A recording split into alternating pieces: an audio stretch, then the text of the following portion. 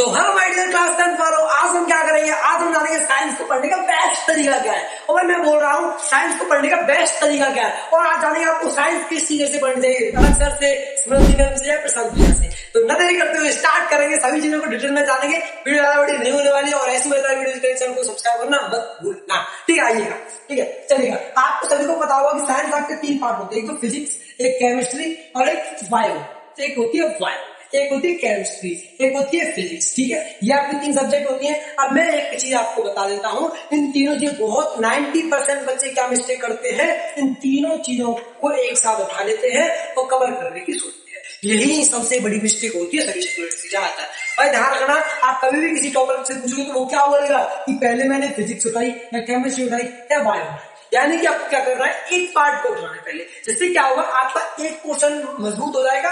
फिर क्या करना है, उसके बाद नेक्स्ट पोर्शन उठाना है, उसके बाद नेक्स्ट उठाना है। समझ रहे हो? समझ रहे हो ना? समझ रहे कि मैं बता रहा हूँ।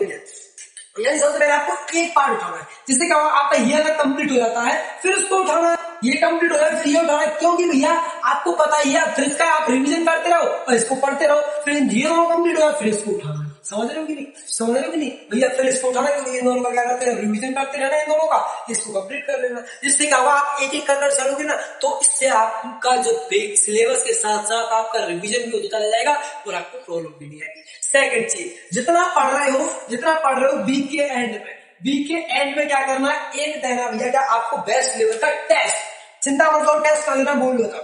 टेस्ट कहां पर देना? टेस्ट आपको देना चैट जीपीटी पर। चैट जीपीटी पर जाकर लिख देना कि जो आपने पढ़ा हो ना, चैट जीपीटी और वो टॉपिक डाल देना, वहां से हार्ड लेवल के लिखना, हार्ड लेवल के क्वेश्चन लिखना सीबीएसई बोर्ड के। ठीक है, वहां वो बिल्कुल आपको एग्जाम लेवल के क्वेश्चन बनाकर दे देगा चैट जीपीटी, और वहां पर फिर आपको वहीं पर आंसर टाइप कर देना है। जिससे क्या होगा, चैट जीपीटी आपको आपकी मिस्टेक्स बता देगा, आप कमी कहां कर रहे हो वो सभी बता दे। क्लियर? थोड़ा जो टेक्नोलॉजी चल रही है उसका सही यूज करो। क्लियर? अब चलते हैं नेक्स्ट चीज भैया, ये तो कंप्लीट हो गया। ठीक है भैया, हमारा सिलेबस भी यहाँ से कंप्लीट हो जाना। एक का उठाना, ऐसा नहीं एक साथ उठाओ। यानी एक उठाओ फिर दूसरे पर पहुंचो, पूरा कंप्लीट करते रहो, फिर इसका रिवीजन करते रहो, फिर इसको कवर करते रहो। ये कवर हो जाए, ये दोनों कवर हो गए, फिर इन दोनों का रिवीजन, फिर इसको उठाओ। क्लियर है? ठीक है, और वीकली टेस्ट जरूर देने हैं। और ध्यान रखना पिछले 5 ईयर के जो पीछे 5 ईयर्स निकल कर गए हैं ना, उनके पेपर जो निकल कर गए सीबीएसई बोर्ड का स्ट्रेंथ के, उनको लगाना जरूर लगाना। वहां से देख रहे क्वेश्चन का पैटर्न आपको पता चल जाएगा, सीबीएसई आपको कैसे क्वेश्चन बनाकर दे रहा है। Clear?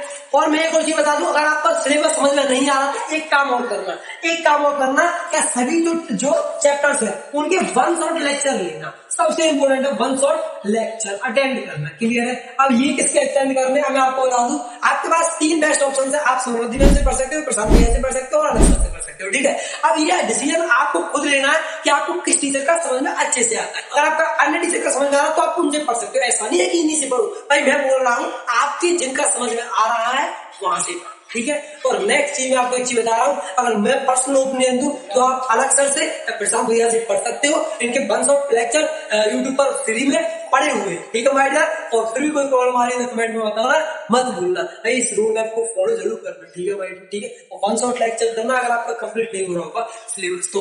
Bye bye, take care. कोई प्रॉब्लम आए तो कमेंट में बताना मत भूल।